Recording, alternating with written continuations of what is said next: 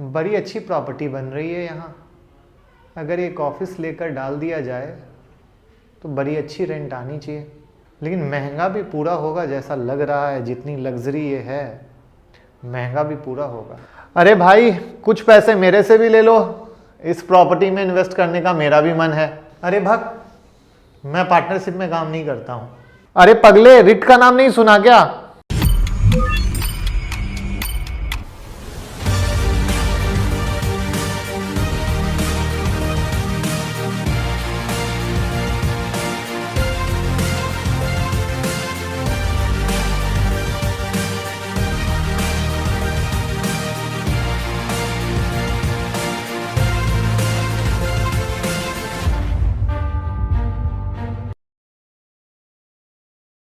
Brookfield 3 फरवरी को ला रही है 3800 करोड़ का रिट आईपीओ।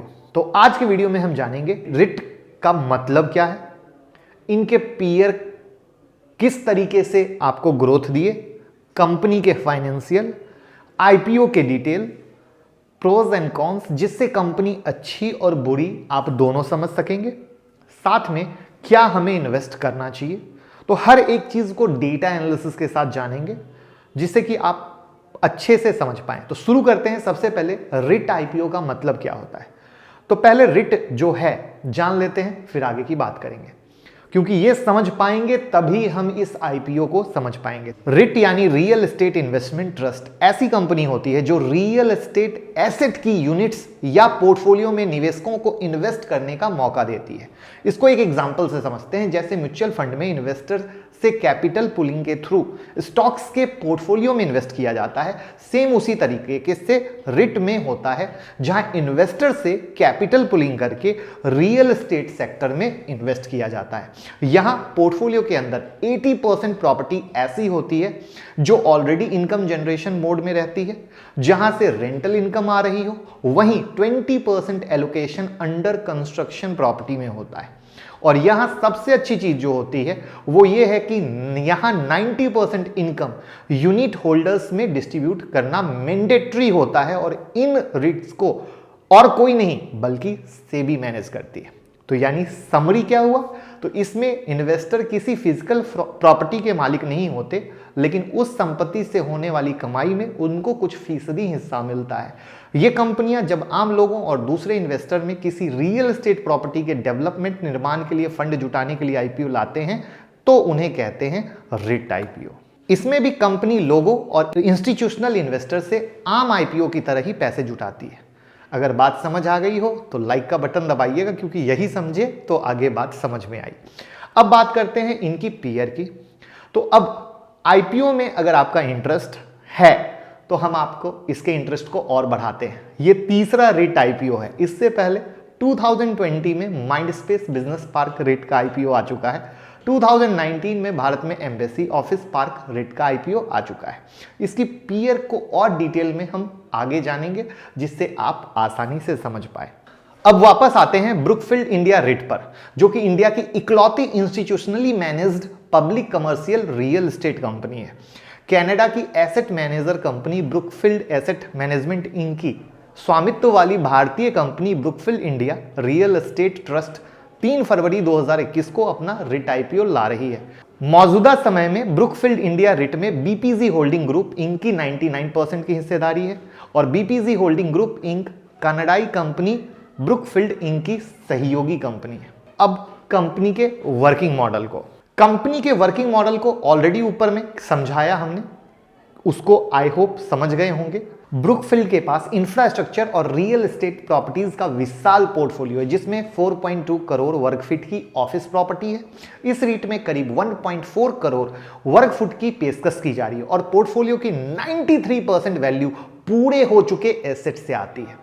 इंडिया के 4 बड़े शहर मुंबई, गुरुग्राम, नोएडा, कोलकाता में इनके 4 large campus format office park है। अब जब प्रॉपर्टी इतनी बड़ी है तो क्लाइंट भी तो कुछ बड़े वाले होंगे। तो आप जान लीजिए कि बिग जाइंट्स हैं बिजनेस वर्ल्ड के जो इनके कस्टमर हैं, जिसमें आते हैं Barclays, bank of America, Quantinuum, RBS, एंगस्टर, टीसीएस, बहुत सारे। और आप इस कंपनी के बारे में जान लें कि ब्रुकफील्ड मैनेजर की ग्लोबली 57,800 करोड़ डॉलर की एसेट है। तो चलिए अब चलते हैं फाइनेंशियल की तरफ और कंपनी को ज्यादा बेहतर तरीके से समझते हैं। आपको यहां फाइनेंशियल दिख रहे होंगे 31 मार्च 2018, 19, 20 और 30 सितंबर 2020 का, जिसमें आप गौर कर पा रहे होंगे 2018 में प्रॉफिट में था बट 19 में लॉस में, वापस से 20 में प्रॉफिट हुआ और 30 सितंबर 2020 का आंकड़ा लॉस में है। तो यानी कहीं ना कहीं आंकड़े करेक्ट नहीं बता पा रहे हैं, जो इनका प्रॉफिट आफ्टर टैक्स है वो सही दिशा में एक जो ग्रोइंग कंपनी का होता है उस तरीके से नहीं है।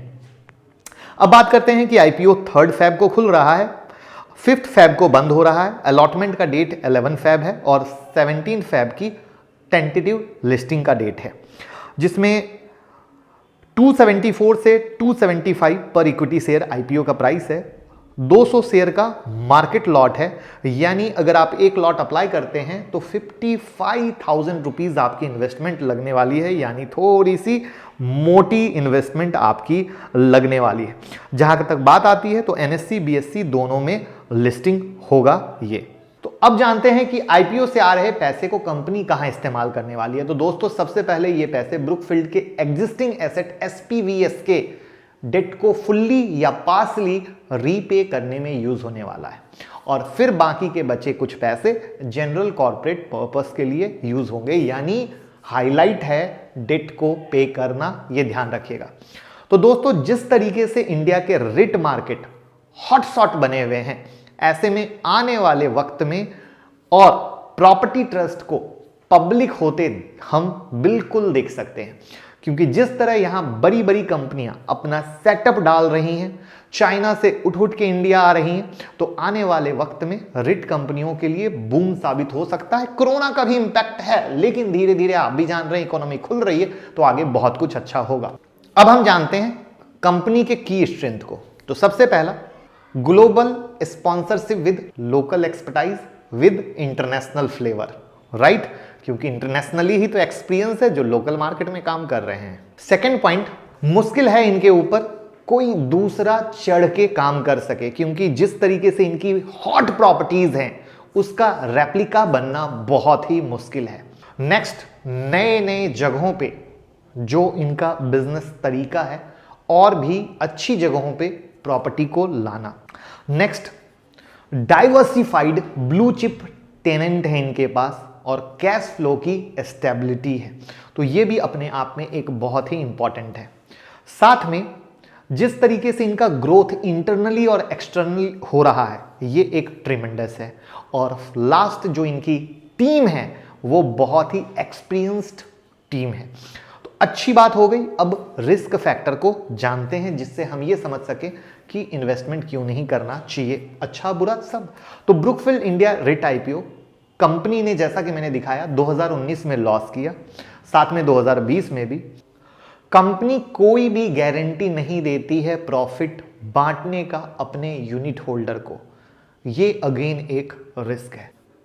कंपनी ने कोई भी बाइंडिंग एग्रीमेंट नहीं किया है, जिससे शेयर एक्विजिशन एग्रीमेंट या कोई भी चीजें उस मैनर में हो सके जो एक एग्रीमेंट फॉर्म में होती हैं, तो ये भी एक रिस्क फॉर्मेट है।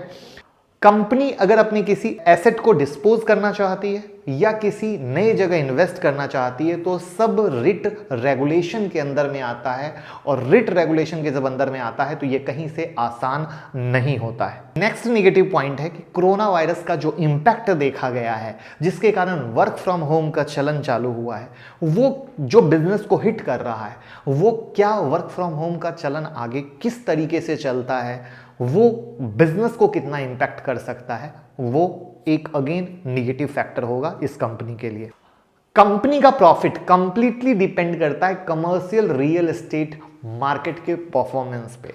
अगर कमर्शियल रियल एस्टेट का मार्केट बूम है तो आपको यहां भी बूम दिखेगी, लेकिन अगर वहां बूम नहीं है तो यहां के प्रॉफिट पे 100% असर दिखेगा, जिसके कारण अभी जो हमने आपको दिखाया कि दिसंबर वाला भी या जो पूरा रियल एस्टेट गिरा हुआ है, तो वो इंपैक्ट सब इसके साथ जुड़ता है। जो इनका मेजर पोर्शन है वो आता है इनके टेनेंट से, और कहीं भी टेनेंट की कहानी में कुछ भी उतार चढ़ाव होते हैं तो सीधा इंपैक्ट कंपनी पे आता है और कहीं नहीं। तो ये अगेन एक बड़ा फैक्टर है। तो इस तरीके से पहले हमने पॉजिटिव देखा, फिर हमने निगेटिव देखा, और अब हम बात करते हैं जो हमने शुरू में कहा था कि जो इनकी अदर रीट कंपनियां हैं, जो इनकी पीयर हैं, वो इससे पहले जब शेयर मार्केट में लिस्ट हुई तो वो किस तरीके से परफॉर्म कर रही हैं, हम उसको देखते हैं। तो सबसे पहला एम्बेसी रीट जो 350 रुपए पे चल रहा है, और ये आईपीओ अप्रैल 2019 में लिस्ट हुआ था और वहां से 10% का रिटर्न दिया लिस्टिंग डेट से। लास्ट 1 ईयर में इस शेयर में 16% की गिरावट देखी गई।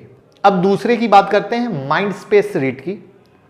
331 पे ट्रेड कर रहा है। ये आईपीओ अगस्त 2020 में लिस्ट हुआ था, 10% का रिटर्न दिया लिस्टिंग डेट से। अब कुछ ये 10% वाला मामला क्या है उसको ध्यान से हम एक्सप्लेन करेंगे। तो थोड़ा सा कोरोना के इंपैक्ट को समझ लेते हैं। तो कोरोना एक नई चीज जो हमें सबसे ज्यादा ऐसे बिजनेस मॉडल में समझने की जरूरत होती है कि लॉकडाउन के चलते बड़े बड़े ऑफिस बंद भी हुए और आईटी सेक्टर में तो स्पेशली वर्क फ्रॉम होम का ट्रेंड चला।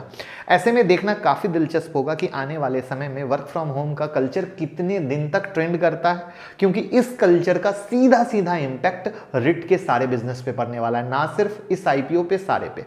लेकिन साथ में एक और पॉजिटिव पॉइंट है कि इंडिया में रेंटल इनकम का धंधा कभी मंदा नहीं पड़ सकता है, और ऐसे में हम इस कंपनी से फ्यूचर में इस वक्त को गुजरने के बाद एक बेहतर परफॉर्मेंस की उम्मीद कर सकते हैं, क्योंकि ये मार्केट इंडिया में जो इंटरनेशनली कंपेयर किया जाए उसकी जगह बहुत बड़ा स्पेस खाली है, बहुत बड़ा स्पेस खाली है, जहां पे अभी तक आप 3 देखे हो, लेकिन आने वाले समय में और भी कई कंपनियां आ सकती हैं। क्योंकि कंपटीशन की बात करें तो इस लाइन में अभी पूरा जगह है, क्योंकि ब्रुकफील्ड के आने के बाद भी मार्केट में टोटल 3 ही हुआ, एम्बेसी और माइंड स्पेस, राइट।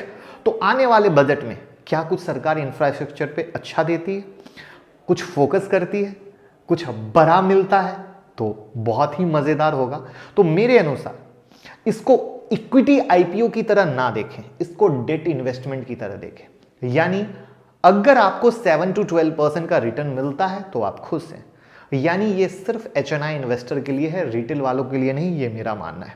क्योंकि उनको बम्पर लिस्टिंग की आदत है और वो बम्पर लिस्टिंग यहां मिसिंग होती है, जो पहले भी हमने आपके साथ एक्सप्लेन किया, जिसको हमने जो दोनों आईपीओ आए, कितना रिटर्न दिया, ये मैंने इसके साथ बताया। और वहां पे मैं यही पॉइंट है कि मैं इसको आईपीओ लिस्टिंग में इक्विटी इन्वेस्टमेंट की जगह डेट इन्वेस्टमेंट के आधार पे देखता हूं। बाकी जब आईपीओ खुलेगा मैं उसके बाद अपनी वीडियो बनाता हूं कि मैं अप्लाई कर रहा हूं या नहीं कर रहा हूं, क्या रीजन है करने का, क्या रीजन है नहीं करने का।